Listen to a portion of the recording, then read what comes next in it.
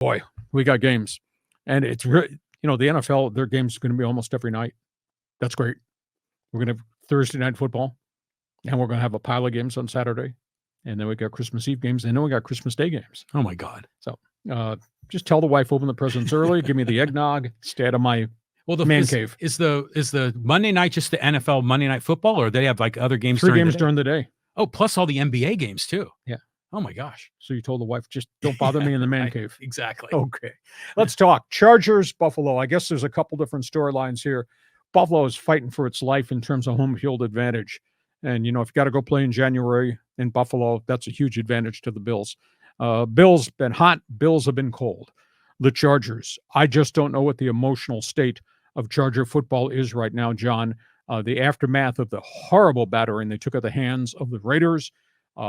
Easton Stick now has one full game under his belt as a starter, but the reality is they can't run the football. Offensive line has not protected him, and here comes Buffalo's big boy defense. And by the way, there's Josh Allen. 377 yards per game for the Bills are going down the field. They got an awful lot of firepower. James Cook all of a sudden had that unbelievable all-purpose yard game last weekend. This is going to be the hard for the Chargers. And the question is, what is their emotional state after the firing of Brandon Staley, after the whole world is of the opinion you bleep and quit in the first and second quarter of that Thursday night horror show loss to the Raiders? So what is the mindset of Charger football? This is the wrong team to be playing at the wrong time of the year without Justin Herbert. So this is not good. We got the Raiders, Kansas City. So you got the silver and black coming off this phenomenal pounding of the Chargers last Thursday. So they have extra days to prepare. But that is Patrick Mahomes. Now they're dinged up. Travis Kelce's got an elbow injury. The bulk of their young wide receivers have played really poorly. But the Raiders don't have a hell of a lot of offense. And I got to believe Chris Jones and that chief defense is going to cause problems for the rookie quarterback, Aiden O'Connell, who's had some decent games, and he's had games where they've been just marred by turnovers.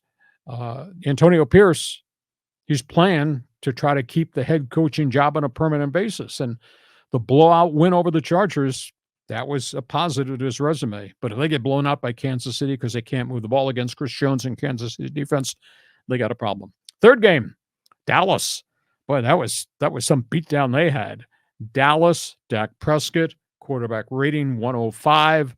Miami, Tua, quarterback rating 104. Tyreek Hill back in the lineup after missing last week with an ankle. This is going to be a really, really good game.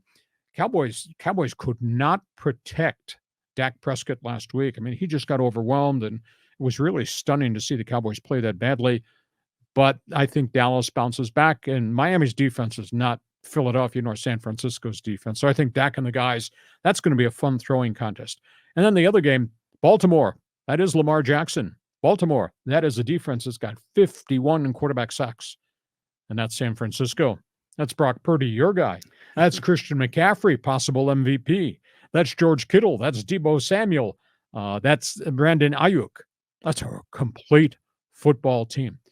Baltimore, San Francisco is just, I'm sorry, it's not going to be sexy. It's not going to be neon lights.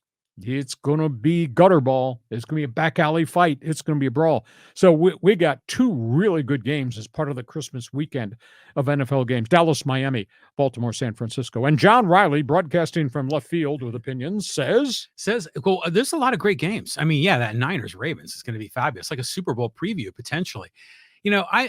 I'm kind of hoping Antonio Pierce has a few tricks up his sleeve. I mean, wouldn't it be great if the Raiders kind of came up and knocked off the Chiefs? Because the Chiefs, even what you're saying, that Kelsey's hurt. He wasn't the same in the game last week. He dropped some passes he normally catches. So those guys aren't right. But the Dallas-Miami game, is that in Miami? Yep. Okay, so now Dallas, right? They're bad on the road, or at least they're not as good on the road. So that'll be a one that I think Miami could be a statement game.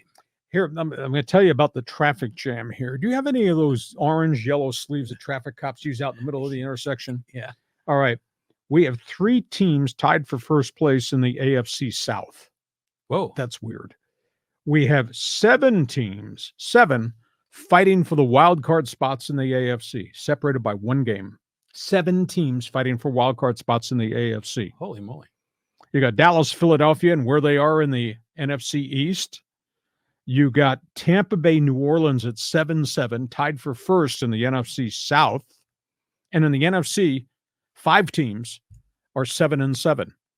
So we got 3 weeks to go, and we need orange sleeves to sort out the traffic jam. Everybody fighting for these wild card spots. And this is the epitome of what the NFL is. Everybody's got a chance to kick at the can at the end of the season. I look at the standings. I'd say there's probably 5 teams that have separated themselves from the rest of the pack. Mm-hmm. But man, there's a lot of teams in the pack wishing and hoping they're a wild card team. I love this part of the season because you're watching like the pregame shows. We back in the day it was Brent Musburger or it was Chris Berman, and it was always, if this team wins on the road and that happens here and this happens there, then this guy gets in, and all these possibilities.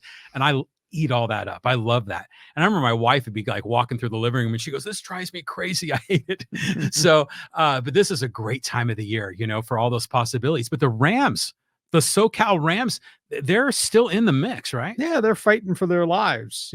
Thursday night football, New Orleans. Won't be pretty. Derek Carr, Matthew Stafford.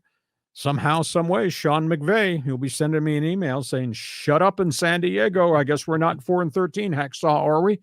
But they've done quite a job developing young guys, and they've really been injury-free, where in prior years they got hurt by significant injuries virtually everywhere. But as long as Matthew Stafford is standing up and Kyron Williams, the rookie from Notre Dame, carry the ball, and 3 or 4 wide receiver tight ends, they're pretty doggone competitive and kind of dangerous. Now, are they going beyond the wild card round if they get to the wild card? I don't know.